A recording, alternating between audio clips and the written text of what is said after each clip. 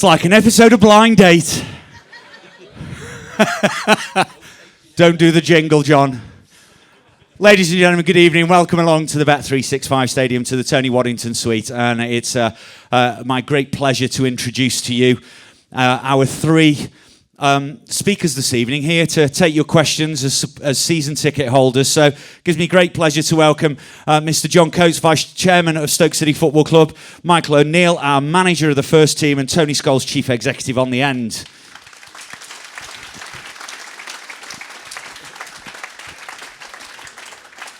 Adrian's busily beavering away down here trying to get all these in some form of order. I can see there we've been overwhelmed with questions, which is excellent. Just what we want to keep the evening moving. Before we go to those questions, I'm going to give Adrian another couple of minutes to sort them out. I'm going to ask a couple of questions myself, if you don't mind. John, Tony, Gaffer. I'm not a season ticket holder, I suppose, technically, but I would be if I wasn't working, wouldn't I? Well, I was previously, so... Anyway, we're going to move you to the back if you keep interrupting. I've told you, John, if you keep interrupting, I'll move you to the back. Gaffer, I'm going to come to you first. Welcome to your first supporters event. And what a time to do it, eh? After a 5-1 win on Saturday. Yeah. Timing is impeccable. Look at the Irish there, I think. Certainly was. Obviously, great results on Saturday. Disappointing to lose Joe for the rest of the year. I'll come on to a question to you then. So, how are you enjoying life in club football and, more importantly, life here at Stoke City?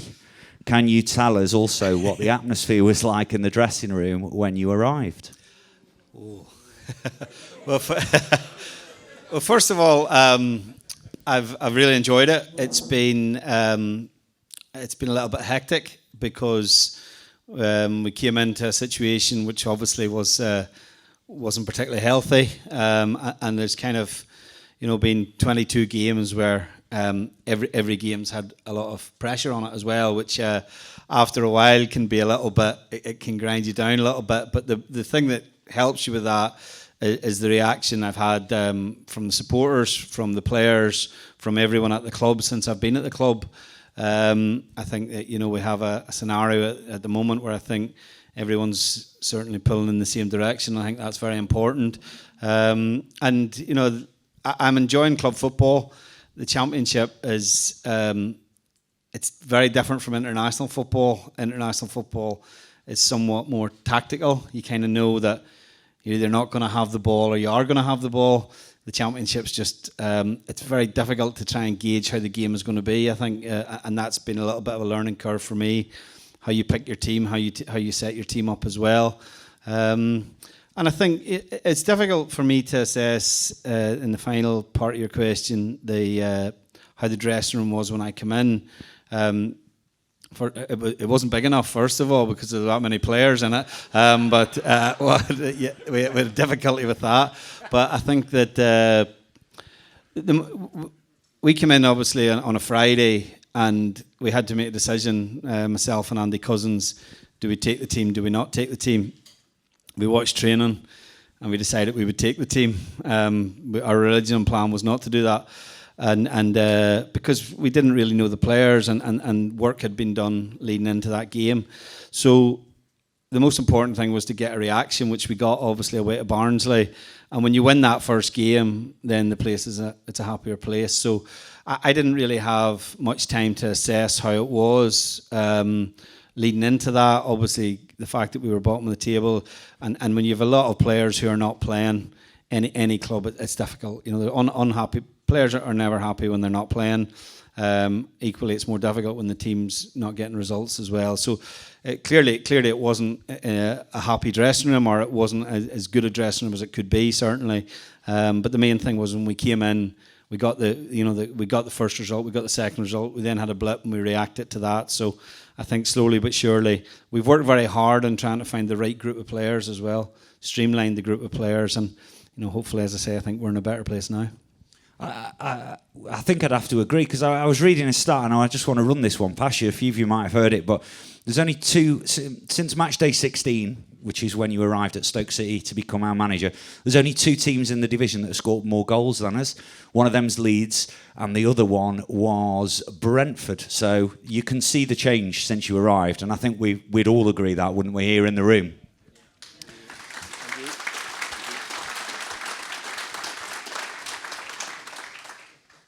Tony, on the end, I can just about see you there on this lineup this evening. Thanks for taking time to join us for another supporters forum. You're getting a veteran at these now after this many years of standing up in front of supporters. Question for you, and it's something that interests me. The Championship's a very different league than the one that we were promoted from back in 2008. Would you agree with that statement? Yeah, I would. It certainly feels different. You can look at it in different ways, and I guess from our position, we look at it as a team, rather than a team that was sort of climbing up and trying to get promoted. We're looking at it as a team who's come down, and that feels very different. We're in a better stadium, we've got a better training ground, we've got a better infrastructure than we had back then. But I think if you look at the other teams in the league, that probably applies across the league. I think the teams are better now, or the clubs are better now within the league. But it's a strange thing that the clubs are in good shape. That it's the 3rd highest attended league in Europe, which surprises most people. It's higher than La Liga. It's higher than Serie A. It's higher than Ligue 1 in France. So it's a very well attended league with good clubs in it, good strong infrastructure. And it feels, in many ways, the clubs feels like it's a Premier League too. And that's probably no surprise, because I think it's something like 19 out of the 24 clubs in our league have been in the Premier League at some point. So it sort of makes sense that it feels a bit Premier League-ish. But an interesting fact is that of the 5 who haven't, 4 of them are in the top 8 at the moment. And I think that says something about what I think is wrong with the league as well, that we've got that the league doesn't get the income to match its appeal, to match the fact that it's the 3rd highest attended in Europe. And so you've got Leeds at the top of the league, they're on telly all of the time, and they get TV income of about £3 million a year. The team 1 place above them, Norwich, on telly, I think 12 times maybe this year, less than Leeds anyway. They get TV income of £100 million, and it just can't be right. And then we've got a set of rules that stifle ambition and keeps clubs from investing in the club as well. So the effect of that is, and this is the negative of the league at the moment compared to 12 years ago, it was very collegiate. Everyone got on with each other. There was great competition on the pitch, but off the pitch, all the clubs got on. But what I feel now in the league is that some clubs are desperate to sort of attack other clubs and get them punished for breaking rules and get them points deduction, and it's just become a more difficult environment. And I think that's because of the financial gap that exists with the Premier League. But if you take the clubs themselves, I think it's a very strong league. It's a league that's got good clubs in it. John, thank you. We thought we'd treat you to the Waddington suite because we were stuck in Delilah's last time we did this, so we thought we'd upgrade ourselves this evening and use the Waddington suite. This is a question that it's a pub question really, because everybody that loves football would love to run a football club, but what they don't appreciate is that the emotion that perhaps comes through being a fan and then having to make those day-to-day managerial decisions within the football club as a business. How hard do you find that? Because the emotion on a Saturday that we all feel, you feel, but you have to then have a clear head about what decisions we make moving forward. How difficult do you find that job of balancing being a supporter and being the man at the helm? Difficult. Ladies and gentlemen, good night. Thank you. I need to get better at it. Look, you have all the feelings that you always had. So you feel the emotions of games. You if you lose, you feel on a Saturday night or whenever it is you've played, you feel bad. You don't, it's no different. You just you feel that much greater level of responsibility because of the other side of it, because you feel responsible for what goes on. And I think I've, I and we, clearly we've been involved with the club now. I think we bought the club 2006, so it's been a long while now. Clearly, 12 years of which were fantastic, yeah. And then we've had, a few seasons which have been, in anybody's book, disappointing, and that's been tough. So, it's but the key decisions you've got to get right at a football club. Yeah, you've got to get the right manager. Yeah, you've got to get your recruitment right. Yeah, then there's two aspects to that. There's the getting your recruitment right for the first team, and then there's also the development of players through the academy. I genuinely feel we're making progress, and that clearly gives you a better feel. Thank you. Right, I'm going to come on to some questions now. Adrian's sorted himself out here. So first one, Michael, how much of a challenge is it for you to manage Stoke and Northern Ireland at the minute? Well, it's not, because I've just been managing Stoke, to be honest, as the honest answer to that. I'll name my squad for the game in March against Bosnia tomorrow, and really it's a very easy thing to do that for me. I've haven't been in that job for 8 years. There's no big surprises in terms of the naming the squad. The support staff that worked with me previously on that are still in place and have done a lot of the preparation in terms of analysing the opposition, in terms of travelling out to Bosnia to see where we'll be based, all of that preparation stuff, which I would have been quite involved in as the manager, but not totally involved in. So I've not really been involved in that at all. Ian Barraclough, who's the under-21 manager, has really taken on the role of watching the players. But if the truth be told, and I'm not saying something here that I haven't said in the past, is, if I watch 2 games or watch 30 games, the squad would be the same. There's not enough players, Northern Irish-based players, that we're leaving 20 or 30 players out of the squad.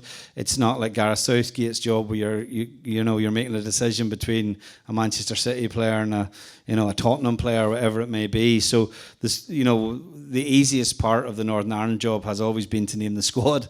The hardest bit is to actually try and get results in the game, and so that hasn't changed. So it's not really, if I'm honest, it's been very easy for me to do both. I know sometimes the perception of people will think that it's a lot more demanding, but it's actually not been. And for me, the focus has just purely been on obviously Stoke and making sure that we progress and hopefully continue to do so. Long may that continue, definitely. Thank you. I'm going to stay with you, Gaffer, for a little while. I've got one here from Simon who says, does Michael O'Neill have a shopping list for next season?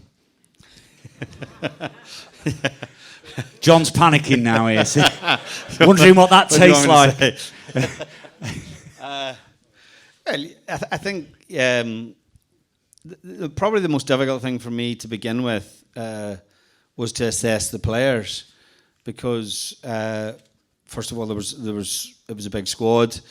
You were straight into games. One of the most difficult things as well is when you're playing as often as you do in the Championship is that you spend a lot of time just between recovery and preparation, which means the players who aren't in the team, sometimes the training isn't designed for them, which means it's quite difficult for those players to actually show you what they're capable of as well. And we were trying to form opinions on players in the middle of trying to get a team out of from bottom of the league, as opposed to possibly being pre-season, where you could probably, over a 6 to 7 week period, really assess them, really get to know them. So we were having to make quick decisions. Possibly at times some of those decisions were unfair as well on players, but decisions had to be made. And we're still in that process of evaluating what we have in the building. Very much, as well as trying to understand what do you need to be at the right end of the championship and be in a situation where you're pushing to go in for the Premier League rather than obviously fighting relegation. So, and I don't think we're there yet. We still have a lot of work to do in the assessment of the players. We have players out of contract. We still have players who have come down from the Premier League.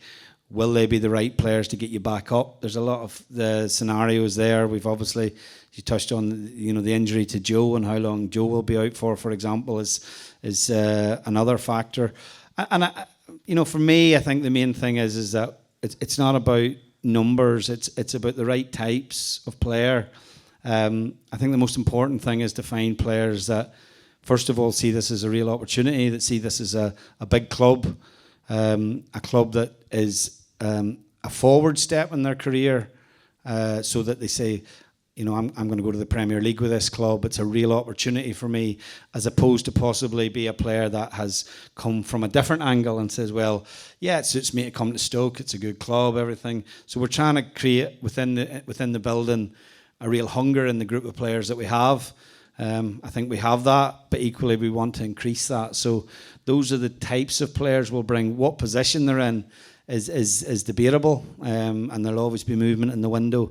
But it's more about creating that right sort of culture and that feeling within the group. And we tried to do that in this window just with the 3 players we brought in, the 2 younger players, and obviously James Chester. And a lot of it is about having the right types of character in the building as well. And so, as I say, there's a lot of work to be done between now and the summer, but that's where our focus will be. And I don't think we need loads of players. As I say, I think we possibly need, some will leave, and we'll possibly need 3 or 4 in key areas that will help us improve. I'm going to, Runar did ask you, my next question to you was how do we need to strengthen to find ourselves at the top of the championship? And I think Runar was talking from Norway, our supporters club in Norway. He's over there. Does that sort of answer your question there, Runar, that the manager's looking for a couple of players in a couple of positions on that one? So, if we could sign Haaland as well, the lad that's at Borussia Dortmund, that would... Have a word. Have a word. I'm not sure whether John would be open to that. I think we're more likely to sign his dad. I'm going to stay with you, Michael, just for these next couple here. We've bunched them together. So how much of a say do you have in recruitment, and do you have the final say on any signings? That's from Ollie. Yeah, I mean, we've only been through one transfer window, which was very... It was challenging because as an international manager, you don't deal with the transfer window. It doesn't affect you. And the recruitment that I have been used to over the 8 years as an international manager was, we were just trying to find anyone with a bloodline to Northern Ireland, if the truth be told. And if we couldn't find that, we tried to create it. And then we would assess whether they'd be good enough to play at international level. And that's how we found players. That's how we built a squad. Obviously your homegrown players. So, but in this transfer window, it was as much about, the opportunities, possibly players leaving and streamlining the squad, and then finding the right players to come in. And, the rules made it restrictive for us in terms of the financial fair play.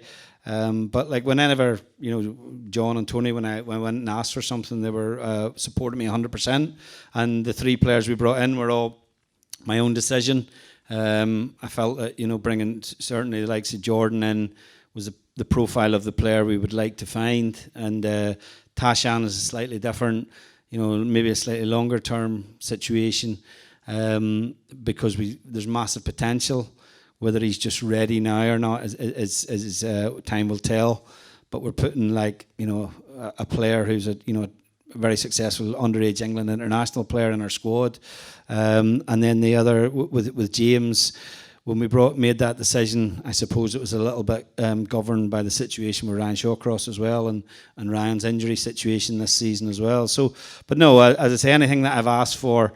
The 2 guys with me here tonight have been 100% supportive, and at the end of the day, I think recruitment it should never just be down to the manager. It's too complex now, because the days of when it was just the manager, I think clubs you were fishing in a much smaller pond than you are now. I mean, it's a global game in terms of where you can recruit players from, what you have to spend on players, your rationale and your due diligence for what you want. So I think it is a combined effort. But ultimately, the club has to sign the players that the manager wants and suit how the manager wants the team to play, most importantly. And so going forward, I think it'll be something that as a club we do together. John touched on it earlier that it's a huge part of the game now. I think we get our recruitment right. I think we have the right people in the club to take the club back to where we all believe it should be. I'm going to come to Tony, then to John, because it's addressed to both of you, and it's from Paul. He's not wanting to know where we're going on pre-season yet. I think that's to come later. But I'll come to you first, Tony. Paul asked you a year ago what lessons you had learned, and he's got the same question to ask you this evening. No pressure. Yeah, well, you if you make mistakes, you'd be a fool not to learn from them. But it doesn't mean you're not going to go and make different mistakes going forward. And John's already said Michael aside here, but John and I can't sit at the front here and claim that the last, let's say, 3 years, for sake of argument, has been anywhere near good enough. And the period until Michael came in falls absolutely into that category. So, John said that one of the key decisions is going out there and getting the right manager, and all you can do is do that job with the rigour and with the due diligence and with the experience that you've got, and then you've got to make a judgment. Sometimes, and for us clearly over the last couple of years, it's hindsight has shown that judgment was wrong. So does that mean you change the way you do things? What it does mean is that you examine very closely how you arrived at the decisions that you made and determine whether or not you should, with the benefit of what you knew at that time, have made a different decision. So I think that's probably it's continual learning, Paul. I can't say that over the last 12 months there's something specific, because it's running a football club is one of those things that on the outside looks very easy, but actually it's quite a complex animal, and it involves quite a lot of judgments, and you don't always get those right. John, would you like to add anything to? I think Tony's covered it off. Look, I'll be blunt. You the key decisions you get, you've got. There's loads of decisions you have to make running a company, running a football club, and they're all important. However, with a football club, you appoint the right manager, and you get your recruitment right, and you give yourself a hell of a chance. And to be blunt, some of our managerial appointments haven't worked out. Some of our recruitment's not been good enough, and clearly we believe that we've got the managerial appointment right now. We are working very hard to improve. I think we've made a huge amount of progress in terms of developing players, and huge amount of progress with our academy. And I think you're starting to see the fruits of that. You're starting to see players who've gone through the academy, whether they've been recruited into the academy or come through the academy, because it's all part of that process. Yeah, you're starting to see. Tomorrow night we're in the under-18s cup final against Manchester City. That's pretty good. Yeah, so we are starting to see that aspect of it, right? The key focus, one of the key focuses is for us now, and we were actually talking about it about an hour ago. Is how can we improve the structure of our recruitment so that we give Michael the absolute best opportunity to build a successful squad and then manage that squad to success. Thanks, John. Tony, I'm going to just pick up on John's comments there. I've got a question from Ian. It says, in terms of recruitment, what lessons have been learned and what reassurances can we give to the fans that the same mistakes won't happen again? I've just answered that. Yeah. I was saying just anything to add there at the end, just so that Ian feels like he's had his question read out. So that's the recruitment there. Same one here. So again, we've got Mitch. Has anyone been held accountable for the signings of Wimmer and Bula and Berahino, which have ultimately landed us in a financial mess? I told you we weren't going to vet anything. And I literally am being past them, as we say. John, do you want to pick that one up? I mean, clearly, look, we've acknowledged that some signings haven't been the best. And look, I can feel the pain of that, both from a fan perspective and from the fact that, we've, since 2006, I think we've put in, I think, 224 million into the club. Yeah, clearly, that's a lot of money, and we want to get it right. It's you don't want to recruit badly. Yeah, you want to recruit well for all sorts of reasons, and we absolutely acknowledge we've got to get better at it, and we will. Thank you very much. Tony, I'll come to you from Izzy with this one. So what strategy is in place to combat the penalties of financial fair play? It's something that occupies our mind all of the time. I think we're on record, and so I'll repeat it tonight. We don't like the rules. We think the rules are ill-conceived. Having talked at the start of this about how good the clubs are in the Championship, those particular rules, I think, make everyone dumb down and take you to the lowest level, whereas what the league should be doing, I think, is trying to encourage the clubs to invest and get as close to the Premier League as we possibly can, because some would argue that there's room in this country for more clubs to be at the top table, if you like. So there are a set of rules that we don't like, and because of that, you'll never see us as a club criticising another club for something that they're doing in relation to those rules. And I find it really unseemly when other clubs are sort of desperately trying to get another club docked points. It's just not. Competition should be out there on the pitch, nowhere else.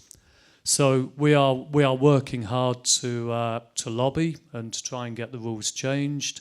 We may or may not succeed on that, and if we don't succeed, then we've got to do as much as we can to operate within the structure that we got.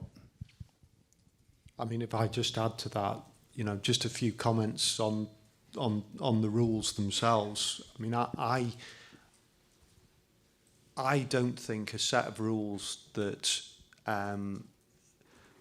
has a number of clubs with 9 games to go under the threat of a points deduction are a good set of rules, because clearly you don't know, you're in trouble. You don't know what pressures other clubs are working on and whether they're going to have points deductions. So I can't believe such a set of rules is a good set of rules. I also can't believe that a good set of rules discourages investment into football clubs, encourages clubs to put season ticket prices up, encourages clubs to cut costs in employment. I can't believe that's a good set of rules. Yeah. So I believe those clubs need to be changed. Those rules need to be changed. Thank you very much. I've got one here from Lewis, aged 9. Where are you, Lewis? He's in here somewhere. There he is, down there. One for you, Michael. What encouraged you to come to Stoke? What? Yeah, clearly. No, yeah. I was born with this question. I think I was meant to say something regarding, is it oat cakes or something? Oat cakes, yeah. But now, can we get it out of the way? Have you tried them yet? No, I haven't actually. I was told to say the opposite, but I'll tell the truth. Okay, so I haven't tried oat cakes yet, but I assure you that I will. Once we're safe, then that'll be it. So, on a seriously, what encouraged me to come to Stoke? Well, a number of things, to be honest. Football's about timing and when opportunities come, and I had been an international manager for 8 years, and in that period I had opportunities to leave on a number of occasions. Sometimes the timing wasn't great because of where the national team was. Other times the opportunity wasn't what it was perceived to be, or the club and the situation with the club wasn't where I felt it was the right move for me. And most of those decisions that I made were around stability and who ultimately you would be working for as the manager. I'll give you an example. I sat in a room with a big club and with four people from that club, and 3 months later, none of them were at that club any longer. So I worked on the basis that I probably wouldn't have been there either. So that gives you, we have a lot of foreign investment in the game here in England, both in the Championship and the Premier League. And often those owners become distant when things aren't going particularly well, and so you're in that situation where sometimes as a manager you're left, a little bit vulnerable and a little bit isolated in that situation. So it was a number of things. It was the timing, because of where I was with the national team and the length of time I'd been there, but it was mainly down to the stability of the club, the size of the club, and the opportunity that I felt existed within the club. And a lot of people said to me, well, what would you make that decision when the club were at the bottom of the Championship? But the biggest thing, having met John and Tony and Peter, John's father, was I knew who I'd be working for, and that was very important to me, that the people I'd be working for, I'd have a relationship with. I felt that there were people that I would work together to help build a football club, and that's been the case. I probably see too much of them now, to be honest, if that's the truth. But no, in honesty, you're working with people who have the club's best interests at heart, and that's very important, because I don't believe that John has the intention to ever own a different football club other than Stoke City. So I think that's a good situation to come into as a manager and work with that stability, and have that sort of shared vision and directive where we can build the club. They were very honest in the discussions in terms of where they felt that the mistakes had been made, but equally where the club can rightly go as well. So that was the biggest thing for me in terms of the decision that I made, and I've certainly got no regrets that I did make it, and I'm still here at this minute in time. This is Izzy. It's a bit of a statement come question. You've sort of answered it, but I want Izzy to know that we've asked it. I believe you're one of the best recent manager appointments. Are you now starting to see your new team playing the formation you want? Yeah, I think so. We've not really changed too much. I know some people, maybe that some people see that sometimes as you got to be careful as a manager, because if you do that the same thing all the time, then people say you've got no plan B, or you're a one-trick pony, and then equally if you change things, people say, why did he change it? So I think I believe that we have players that are suited to play in a 4-3-3 system, whether that's with a 2 and a 1 or a 1 and a 2, without getting overly tactical in it. And we've had to improvise a little bit. For example, where Nick Powell is playing for us now wouldn't be a position that I don't think many people would see Nick Powell when he was brought to the club playing. But his response to playing in that position has been really positive. I think he's given the team an enormous amount since he came into the team, equally playing as a 10 in that position. But sometimes when you play there, we're a little bit more vulnerable, I felt, as well. I felt the QPR game in particular was a good example of that, where we were just a little bit open at times. So there's always a little bit of tweaking with the shape of the team in terms of how offensive you want to be, and maybe how much more you want to be a little bit more difficult to beat. But yeah, for me, we will sign players and build a squad of players to play in that system, because ultimately you have to develop a team that can be a team that can certainly at least be 50-50 in possession, if not more than that. The Championship's a little bit different to get really dominant possession, but I think going forward we want to build a team which is as dominant in possession, but also a team that will score goals. I think we've shown already that we're capable of scoring goals, and that's the way we'll continue. Midfield players that can score goals, also, I think a key thing is running power in the team, speed in the team. I think we would like to get a little bit more speed in the team at times as well than what we have. Attacking fullbacks is another feature of that system as well. So there's all little things, areas that we're looking to improve. But yeah, I think what we are starting to see is a team that I think is certainly doing what we're asking them to do. But obviously, as I say, there's still a lot of room for improvement as well. I've just got two that I want to fire at you here, and you've been very honest with your answers. So, assuming we stay in the Championship, do you see wholesale changes to the squad going forward? And that's from Phil. Probably not wholesale changes to the squad, because it's often a lot easier to get players out of the football club than it is to get them into the football club.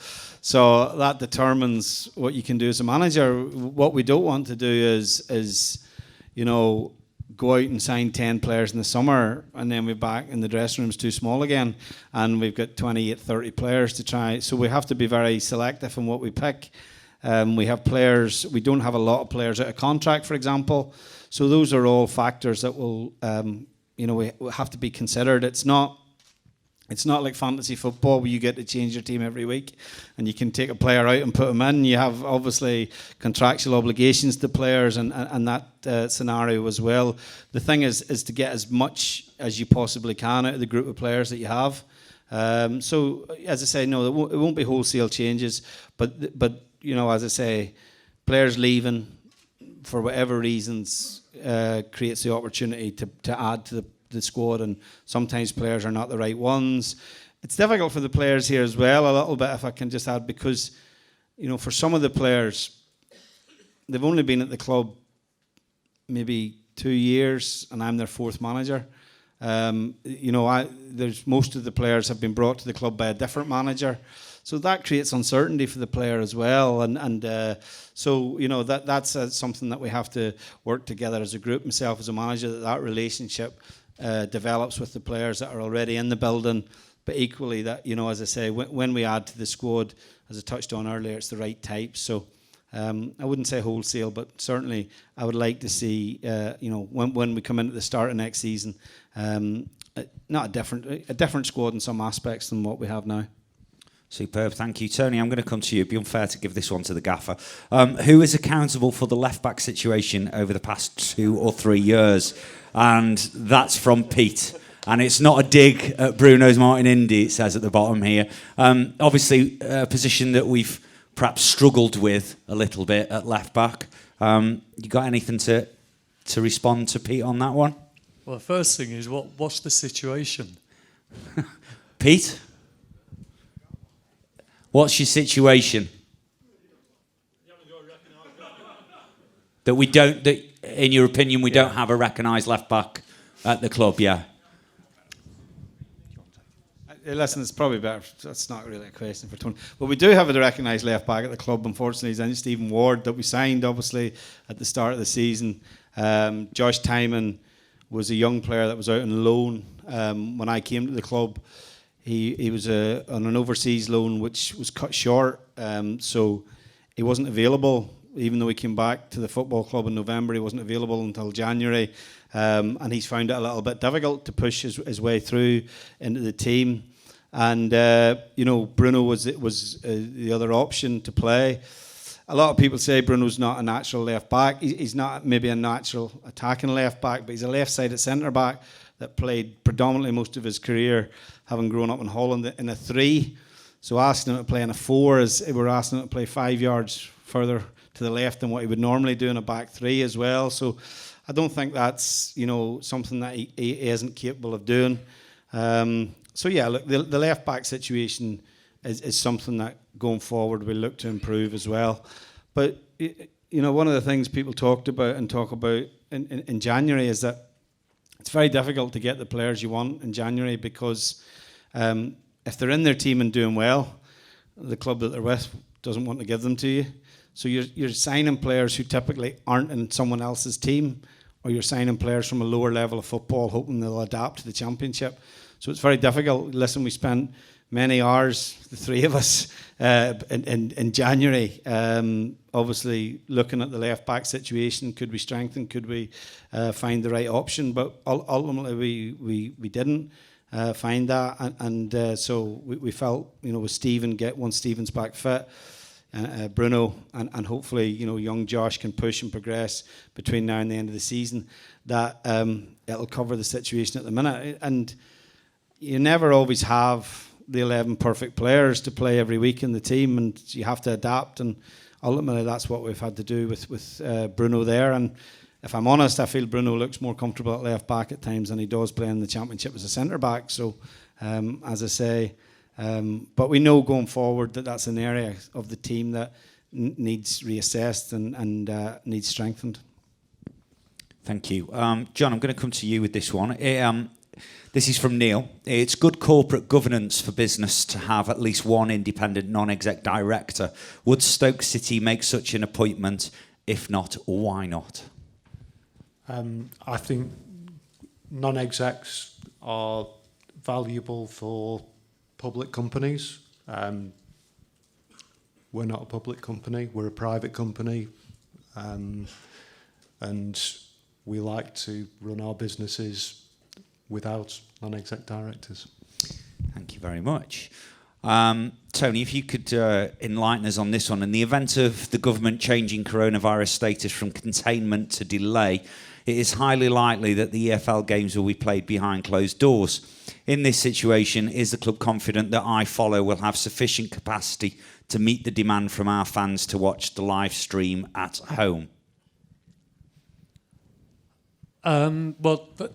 Let's just do a couple of assumptions in that, first of all. I think there was a meeting today between government, DCMS and the football authorities with regard to where things were on coronavirus, which I'm not sure whether it's all gone public yet, is it?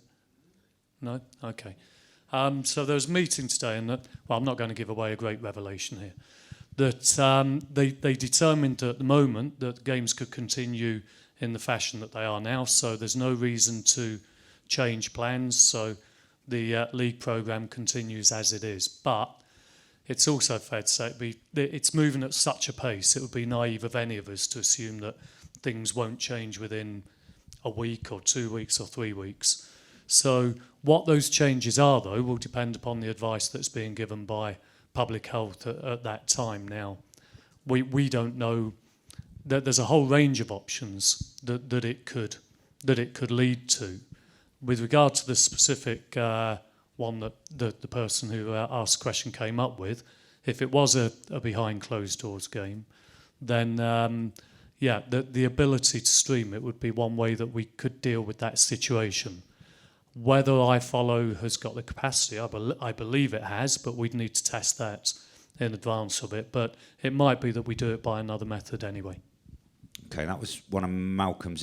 But sorry, I will stress, that's all what ifs at the moment. So, at this moment in time, games are carrying on. Okay. Tony, I'll come to you with this one as well. The recent independent review of EFL governance by Jonathan Taylor QC and the EFL's own governance review group recommended that 3 of the 6 clubs' representatives on the EFL board be replaced by 3 independent directors. As its meeting on the 27th of February, the clubs rejected this recommendation. Did Stoke City support this rejection? And if so, why? Since the TV deal was signed with Sky, so Football League took a decision against the wishes of the Championship clubs to sign a new 5-year deal with Sky. Since then, the whole governance of the league has been under review. And the league took the decision that they'd bring in Jonathan Taylor to have a look top to bottom at the governance, and he's been doing that for about the last 12 months or so. I think, truthfully, clubs had just got a bit sort of tired of how long it was all taking and wanted to bring this thing to some kind of conclusion. The number of whether or not there was club representatives on the board versus totally independent directors was a big factor in it, but there was also a number of other factors involved in it. And what the league presented to the clubs was sort of package A or package B. So it wasn't just a vote. I don't know where the question came from. It wasn't just a vote on that single issue.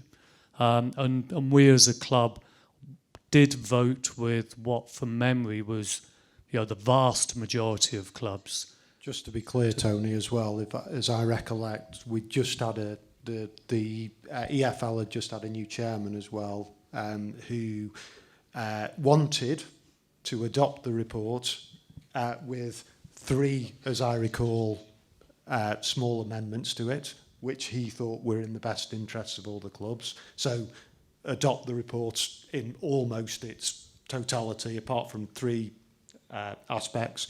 He made that recommendation. I think at that stage it was inevitable that most clubs were, having had a new chairman, were going to follow that chairman's recommendation. Thank you, John. I've got one here. Seems apt, John, that I can stay with you on this one. This is from David. If the government imposes restrictions on gambling sponsorship in football, does the club have an alternative financial plan? Well, the first thing is, clearly there's a review going on at the moment. I think we've got to see where that leads. I believe the government will do that review based on evidence, because the reality is, despite the impression that might have been given by some aspects of the media over the last 2 decades, the rates of problem gambling have pretty much continued to be fairly static. So let's see what such a review says. And clearly, the Bet365 sponsorship of Stoke City, both in terms of the shirt and the stadium, is a valuable revenue source for this business. However, if that is closed off for whatever reason, we'll find an alternative. Thank you. It's worth bearing in mind at that point in time, so will, I think, 16 other clubs in this league, because I think it's 17 of the 24 clubs, so it's not a Stoke City issue, it's across the league. It's league-wide, isn't it? Yeah. You can pick who's going to take this one. It's from David. It's not addressed to anybody in particular. With the well-documented expensive transfer market failures, what changes have been made to vetting of potential signings? I'm presuming you coming in, Michael, you've got your own way of how you want to do that recruitment, how you want to scout those players. Is it a question you can take for us? Yeah, I think, as I say, we came in 4 to 6 weeks before the transfer window was operational in January. So, one of the people I brought to the club, Andy Cousins, who is part of the coaching staff, worked in recruitment with the Irish Football Association with me, but also he had a dual role where he worked for Manchester City as well in their emerging talent programme, which they run, basically looking for all the best young players in the world, and they have the money to spend on that, and some of those players never ever get close to playing for Manchester City, but they have this model. So he brought a lot of knowledge from that. But I think in this transfer window, we were operating from within the knowledge that we had. We obviously had the scouting system that was at the club, but we knew that this was a window that we were not going to be going out and buying players for 3 million or 5 million or whatever the number would be. It was very much a window where we would try and find the right players or loan players. We did try. We were in the market for the most sought after young players who are in the Championship at this minute. There's no doubt that our league position damaged us in terms of trying to convince a Liverpool or a Manchester City to give you one of their talented young players. It doesn't it doesn't help when we're in the position we're in. But we did make a pitch for a number of young players in that scenario, and we worked hard on what we had in the building. You know, we worked hard to keep Tyrese Campbell at the club, which was almost the equivalent of signing a young player of that calibre, although he was already at the club. But going forward, I think, you know, we know between now and the summer, and as John touched on, we've just been talking about it, you know, we need to build out a department which is robust, where the processes are robust, and obviously identify the right talent, and that's what we'll do. It's not something that we will rush. And the other thing is, I think that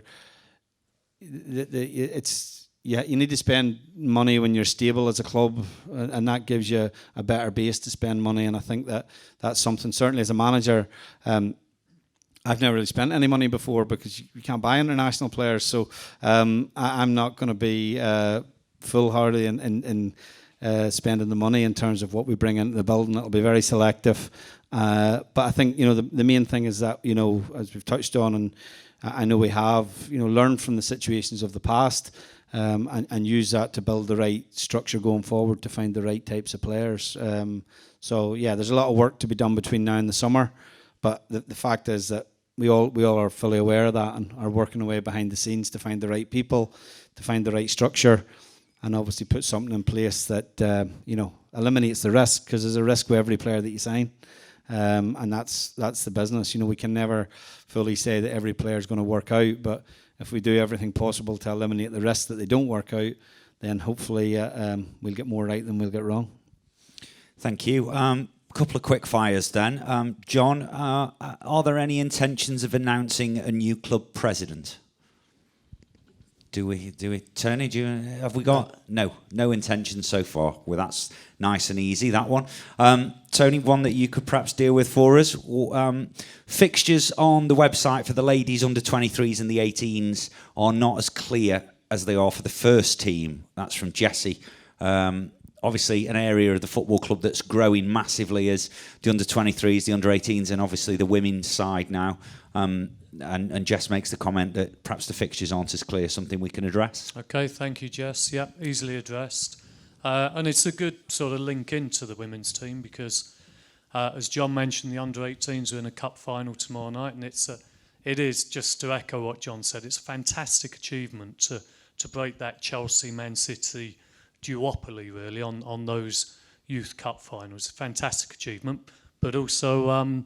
Steve, the women's team are also in a cup final shortly as well. So, you know, good progress by the women's team. Good. I'm going to just leave it with you on this one, Tony. It says, and this is from Julie, our ladies' team is getting more successful by the season. Do you envisage them becoming semi or full professionals in the future? Or obviously at the moment they've all got full-time jobs or they study as students. Have you got any plans for that moving forward? No, we've not got any plans for that. But... you know, it's one of those things that we're keen to encourage women's football. We're keen to have it within Stoke City, and clearly it's a sport. Women's football is going to grow and grow, so we want to be part of that.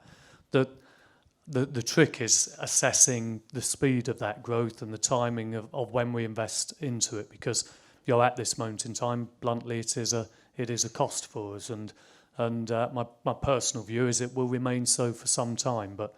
That doesn't mean we're not going to continue to support it as we do now. And the club do support the women's team, you know, with lots of things. Quick one for you, Tony. Stay with you. Why no coaches to Man City for the under-18s tomorrow? Why no coaches? Or yeah. Why no coaches? This is from John. Okay, I'm going to hold my hands up here and say I didn't know there were no coaches. If there was a demand for those coaches, there would have been coaches, I'm sure. Sorry. Yeah. Yeah. We've asked many times. I've gone down and asked, each time I go down, I've asked if they've changed their mind, and they said we've heard nothing. Yeah, okay, well, yeah, Put one on Hollingshead, just put one on from Biddle. Okay. Can any of the staff in the room help me on that? No? All right, we'll take it away, Paul. Sorry, I wasn't aware of that. Okay, we'll take that one up. And again, Tony, just another quick fire here from Paul. Where does the Potters Foundation money go, and why have we reduced the benefits? So.